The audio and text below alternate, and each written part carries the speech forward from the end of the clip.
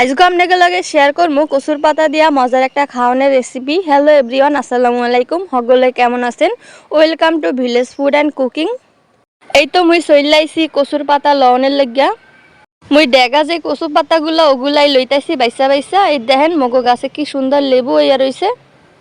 এই রেসিপিটা গুড়া কচুর পাতা দিয়েও করুন যায়, কিন্তু আমার কাছে এই কচুর পাতাটা দিয়েই করলে বেশি মজা লাগে। হের লাগিয়া এই পাতাটা দিয়েই করমু। মুই এই প্রথমবার বরিশাল্লা ভাষায় ভয়েস ওভার দিতাছি, মুই জানি না কেমন হইব। মোরা বরিশাল্লা মানু ঠিকই, কিন্তু বরিশালের আঞ্চলিক ভাষাটা ঠিকমতো ওইভাবে বলতে পারি না। যাই হোক, মোর কচু পাতাগুলা লওয়া হইয়া গেছে, মুই এখন বাসায় চইল্লা যামু। মোর এখন কাম হইল গিয়া কচু পাতাগুলারে ভালোভাবে কুচি কুচি করে কাটটা লওন। এই তো মোর কাটা হইয়া গেছে, মুই এখন চইল্লা যাইতাছি পুগইরে। কচু পাতাগুলারে ভালোভাবে ধুইয়া লমু।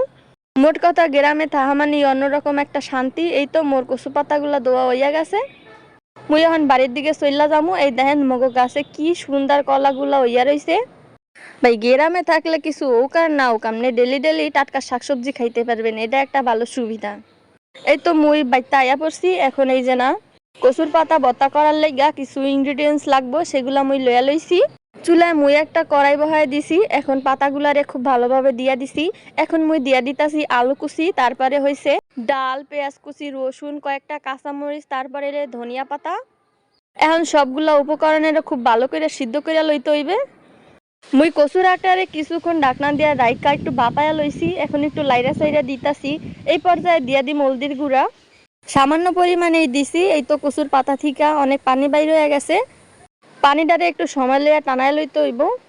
কচুর পাতাটা যখন ভালোভাবে সিদ্ধ হইয়া গেছে, এই পর্যায়ে আমি ডাল গুটনি দিয়া ভালোভাবে গুইটা দিতাছি, তো একেবারে বত্তা বত্তা হইয়া যায়।